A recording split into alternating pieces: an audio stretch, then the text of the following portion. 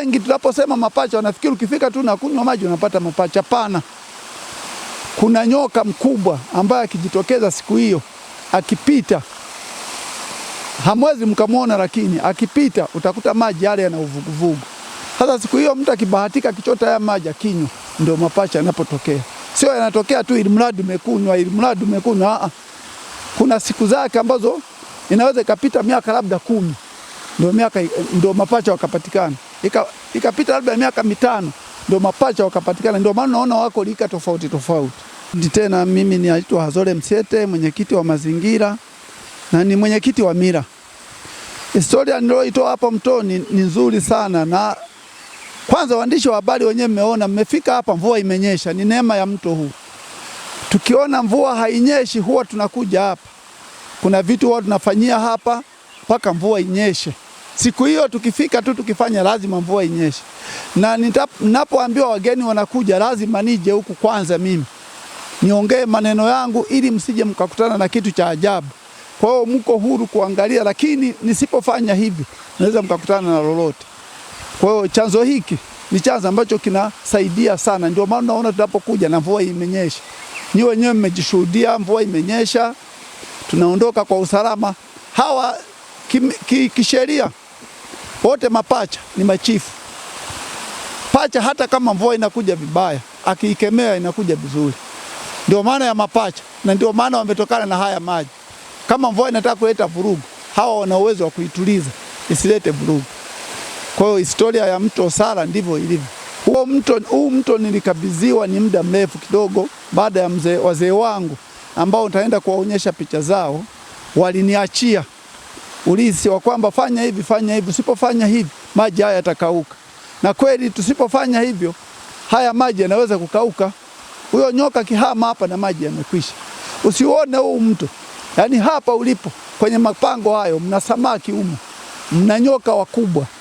Kwa hiyo msipowalinda wanaweza kuhama. Labda ni kwa muda gani muda gani umepita toka huyo nyoka amepita kwenye hayo maji na mapacha yamepatikana mpaka sasa? Mpaka sasa kwa watoto waliopo hapa wanalika ya miaka kuanzia 7 na kuendelea, ambao wapo saizi wako miaka 7, wengine wako wote wanasoma tuseme. Pametulia sasa hivi, hatuna mapacha, lakini naona sio muda mrefu tena itatokea. Kwa sababu huwa naye huwa anahesabu kwamba hao wamekuwa tayari aanzishe tena. Kuna ishara gani mnayoiona kwamba tayari kule kuna nyoka ameshapita, watu waje sasa, waende sasa kunywa maji? Ishara hatuwezi tukasema ishara. Ila kwa mimi sasa ambaye nimezoea huku, maji yanapotoa mvuke nagundua kitu fulani. Kwa sababu yule nyoka huwezi kukutana naye macho kwa macho. Ukikutana naye ni tatizo. Ila sisi kunapotokea tatizo, unaweza kukuta hayo maji machafu yote, juage kuna kitu mmekosea. Unakuta yamechafuka, sio meupe kama yalivyo. Kwa hiyo mnagundua kuna kitu kimeharibika hapa. Kwa hiyo haonekani ovyo. Una kawaida ya kuja kutembelea mara kwa mara kwenye haya maji au ili ubaini nini kinaendelea? Mimi huwa kwa kuwa niko jirani hapa, kuna vitu vingine ambavyo vinanionyesha kwamba kuna hatari huko. Kuna vitu ambavyo vinanionyesha ambavyo wazee waliniambia ukifanya hivi. Kuna vitu ambavyo vinakuwa ni siri. Sisi huwa tunaangalia, kuna sehemu tunazoangalia. Kama maji yatakuwa, mvua itakuwa chache, kuna sehemu ambazo zinatuonyesha maji yao, unakuta maji yamepungua. Kuna kipimo ambacho tumeweka.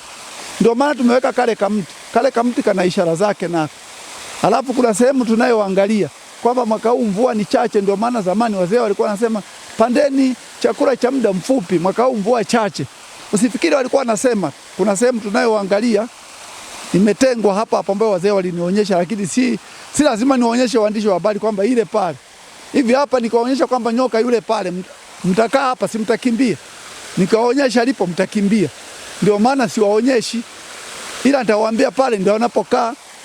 Nitawatembeza sehemu ambazo wanaishi, anazokaa, anazotembelea, lakini siwezi kuwaonyesha kwamba tunaangaliaga maji hapa.